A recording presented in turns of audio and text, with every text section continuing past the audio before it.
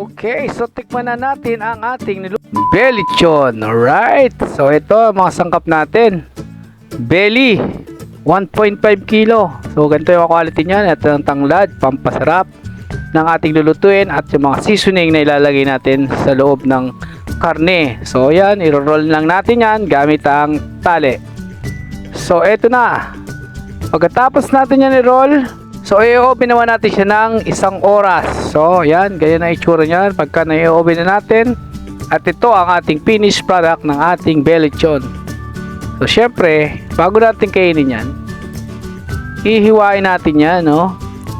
So tatanggalin muna natin yan unti-unti yung mga taling nilagay natin. So kung hindi mo kasi lalagay ng tali, wala, bibitaw yan, no? So hindi siya magro-roll. So may mga technique tayo dyan. Kung wala kayong available na pangtali, pwede yung mga pangtali ng sako ng bigas. So pwede nating ano yan, basta make sure na malinis yun, no? Yan. So tatanggalin natin yung nilagay natin na tanglad sa loob ng ating belechon. So para mas lumasa siya. Yan, kasama ng ibang herbs. So ito, hihiwain na natin yung ating nilutong belechon.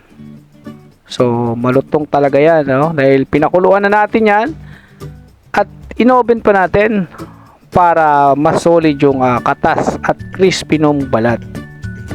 So yan, kita nyo naman, puting puti, no?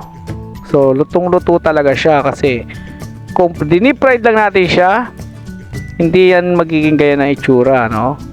So ginawa natin, pinakuluan natin at inoven natin. So, okay, so 1 hour din, no, na nating pinakuluan. So titikman na natin tong ating belechon.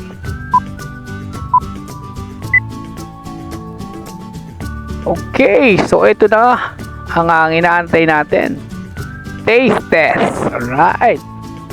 So tikman muna natin yung syempre yung balat, no? Kasi yan yung patunay na malutong talaga yan.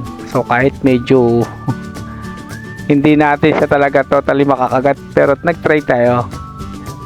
Crispy yan.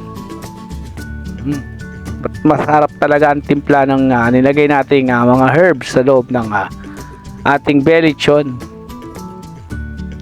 Ayan. Isasawsawan natin yan syempre ng ating ginawang sauce. So katas din yan ng lechon na ginawa natin, and then tinimpla lang natin. So ayun yung balat. Tutong yan. Talagang maglalaway kayo sa sarap. Yan. Lalo na yung mga titibay ng ngipin, swak na swak yan. So tikman naman natin yung ibang part ng ating belechon na ginawa natin. So syempre dapat kasama rin talaga yung laman dyan, no? So para kasing kumain talaga dyan ng lechong baboy, no? So sa kanila talagang manual. Ito sa atin may ginawa tayong kakaiba. Okay,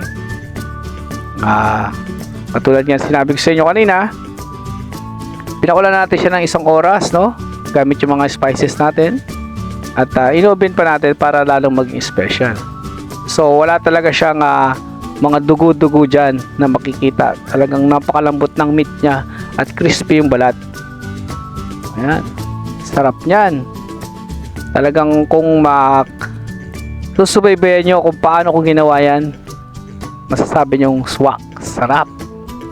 Okay, so yun ang ating nagawang belechon ni Chef Binoy.